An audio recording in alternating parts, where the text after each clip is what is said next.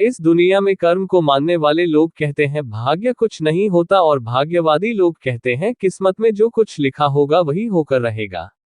यानी इंसान कर्म और भाग्य इन दो बिंदुओं की धुरी पर घूमता रहता है और एक दिन इस जग को अलविदा कहकर चला जाता है। भाग्य और कर्म को अच्छे से समझने के लिए पुराणों में एक कहानी का उल्लेख मिलता है। एक बार देवर्षि नारद जी बैकुंठ धाम गए।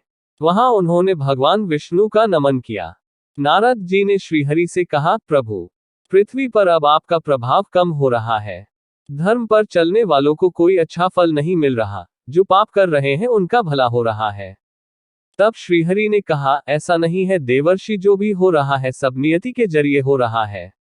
नारद बोले, मैं तो देख कर आ रहा हूं, पापियों को अच्छा फल मिल रहा है और भला करने वाले, धर्म के रास्ते पर चलने वाले लोगों को बुरा फल मिल रहा है। भगवान ने कहा, कोई ऐसी घटना बताओ। नारद ने कहा, अभी मैं एक जंगल से आ रहा हूं। वहां एक गाय दलदल में फंसी हुई थी। कोई उससे बचाने वाला नहीं था। तभी एक चोर उधर से गुजरा। गाय को फंसा हुआ देखकर भी नहीं रुका, वह उस पर पैर रखकर दलदल लांघकर निकल गया।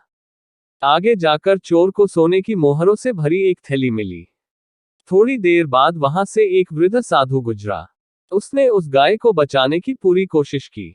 पूरे शरीर का जोर लगाकर उस गाय को बचा लिया, लेकिन मैंने देखा कि गाय को दलदल से निकालने के बाद वह साधु आगे गया तो एक गड्ढे में गिर गया। प्रभु, बताइए यह कौन सा न्याय है? नारद जी की बात सुन लेने के बाद प्रभु बोले, यह सही ही हुआ। जो चोर गाय पर पैर रखकर भाग गया था उसकी किस्मत में तो एक खजाना था, लेकिन उसके इस पाप के कारण उसे केवल कुछ मोहरें ही मिली।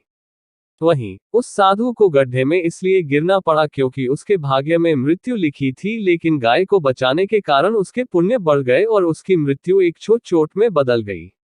इंसान के कर्म से उसका भाग्य तय होता है। इंसान को कर्म करते रहना चाहिए, क्योंकि कर्म से भाग्य बदला जा सकता है।